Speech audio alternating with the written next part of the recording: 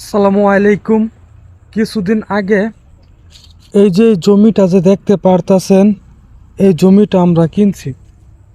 এই জমিটা আপনার এখন একদম খাইলা পইরা রয়েছে। এই জমিটা কেনার কারণ হচ্ছে আমাদের বাড়ির পাশেই এই জায়গাটা যদি অন্য কেউ কিনা ফেলা, তাহলে আমাদের অনেকভাবে সমস্যা হবে। কারণ ওই দিকে আমাদের আছে আপনার মোটর গাড়া, এরপরে বিভিন্ন ধরনের ময়লা ফালানো হয়, পানি পড়ে। এই জমিটা যদি আরেকজন নেয় তাহলে আমাদের সমস্যা হবে। এত কিছু চিন্তা ভাবনা কইরা এই জমিটা কিনছি, কিন্তু এই জমিতে আমাদের আপাতত কোনো ধরনের লাভ হইতেছে না।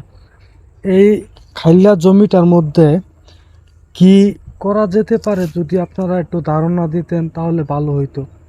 এই জমির মধ্যে কি কোনো চাষবাস হবে কি না আপনারা যদি একটু বলতেন। যাদের অনেক অভিজ্ঞতা আছে, এই ধরনের জমিতে অনেকেই চাষবাস করে, অনেকেই অনেক কিছু করে, তারা যদি একটু বইলা যাইতেন কমেন্ট বক্সে যে এই কাজটা করলে ভালো হইতো, তাহলে আমার জন্য অনেক ভালো হইতো। কারণ প্রায় এইখানে এক কাড়ার অনেক উপরে জায়গা, এই জায়গাটা আপনার একদম পতিত পইরা রয়েছে। কিছু একটা করতে পারলে এইখান থেকে ভালো হইতো। আপনাদের কমেন্টের আশায় বসে রইলাম, দেখি কে কি ধারণা দেয়।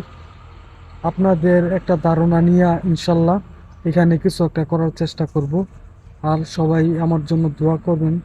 আর আপনাদেরকে আরেকটা বিষয় দেখাই, এইখানে আপনার কয়েকটা কলা গাছ রোপণ করছিলাম। কলা গাছগুলা মোটামুটি হয়ে গেছে।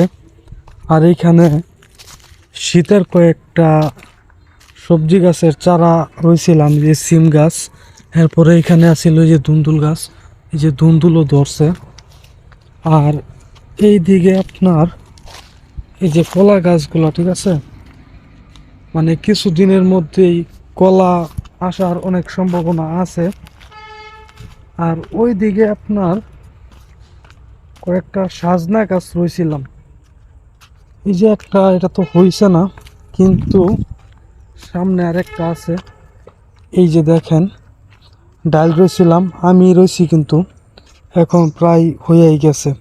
আর এই দিকে কয়েকটা কলা গাছের চারা আইনা রইছিলাম, ওইগুলোও প্রায় বড় হয়ে গেছে। আর এই দিকের জায়গাটা আপনারা একটু ভালো করে দেখেন, মোটামুটি কিন্তু অনেকটাই জায়গা, আশেপাশে কয়েকটা ফলের গাছ টাছ আছে।